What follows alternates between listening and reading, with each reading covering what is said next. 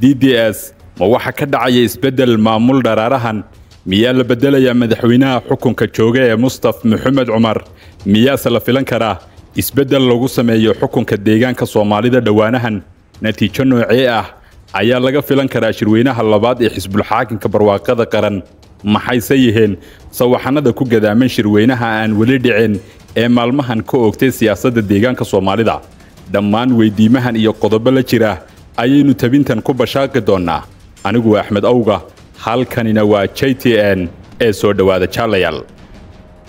aynu ku bilownaa shirweynaha labaad ee xisbul xaakimka barwaaqo iskugu imaanaya aroorta axadda ee soo socota waa kalkii labaad ee xisbigu isku imaanayo taniya asaaskii xisbiga waxaana shirkan laga soo saarayaa xisbiguna ku qaadanaya go'aamo culculus saameyntooduna weyn tahay masiirina ah oo jahaynaya siyaasadda xisbiga xukunka haya ee barwaaqo waxa uu shirweynahan dibudhis ku sameeynaya golaha dhexe ee xisbiga sidoo kale waxa dib loo dooran doonaa madaxweynaha xisbiga iyo ku-xigeenkiisa golaha fulinta iyo xubno kale oo muhiim ah ayaa iyagana la dooran doonaa xisbigu waxa uu isweydiinayaa maxaa ka hirgalay ballanqaadyadii uu ku galay doorashadii tagtay maxaa turxaan ah oo soo laabatay maxaa laga gaabiyey iyo maxaa guulo laga gaadhay sidaas oo kale xisbiga barwaaqo ee talada haya waxa uu shirweynahan kaga arrinsanayaa istiraatiijiyadaha lagaga shaqayn doono iyo hanaanka looga howlgalayo ololaha xisbiga ee doorashada soo aadan waxaana xisbigu tuducyo hor leh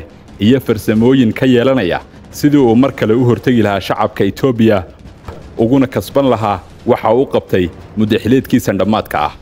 kolka aynu eegno sida uu xisbigu wax uga bedelayo xubnaha golaha dhexe guddiga fulinta iyo qaab-dhismeedyada kale ee xisbiga ee muhiimka u ah halkan kama jiraan waxba doodo ah oo dhammaan xubnaha xisbiga barwaaqo waa kuwa ku qanacsan loona tababaray in ay dadka iyo dalka ugu shaqeeyaan boos walba oo xisbigu u garto taas oo ka dhigan inaanay jirin waxba isjijiidasho iyo saluugyo ah ama loolan ay xubnaha xisbigu u kala badinayaan ama dhinacaba ku kala riixanayaan boosas astaysan sawaxanada gudaha deegaanka Soomaalida ka aloosan kolka aynu ku soo laabanno dhammaan dhawaaqyada siyaasiga ah ee ka aloosan baraha bulshada ee deegaanka Soomaalidu waa kuwa ka fog waaqaca iyo xaqiiqooyinka siyaasiga ah ee taagan xilligan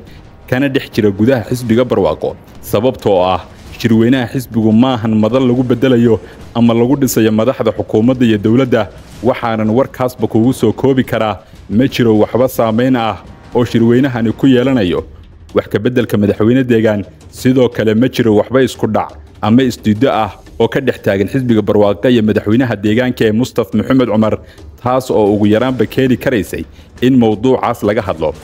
qodobka ah xilka tagista iyo sii joogista madaxweyne Mustafa waa mid imaanaya xilligiisa kolka la gaadho doorashada soo aadan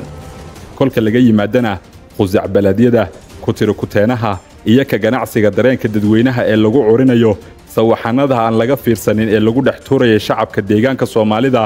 halkan shirweynaha labaad ee xisbiga talada haya ee barwaaqo oo maalinta axadda ee soo aadan ka bilaabmaya magaalada Adama natiijooyinka laga filan karaa waxay ku cadaan doonaan warmurtiyeedka uu xisbigu ka soo saaray shirweynahan waxaana shacabka deegaanka Soomaalida u taala ka fikirka istiraatiijiyadaha uu mar kale la hor imaan doono xisbiga talada haya ee barwaaqo iyo sida ay u wajihi doonaan oo xisaabtami doonaan xisbiga uma se taalo shakhsiyaadka iyo xubnaha loo kala bedelayo kuraasta iyo ciwaanada ama boosaska uu xisbigu buuxsanayo ee aan gacantoodaba ku jirin shuqulna ayan ku lahayn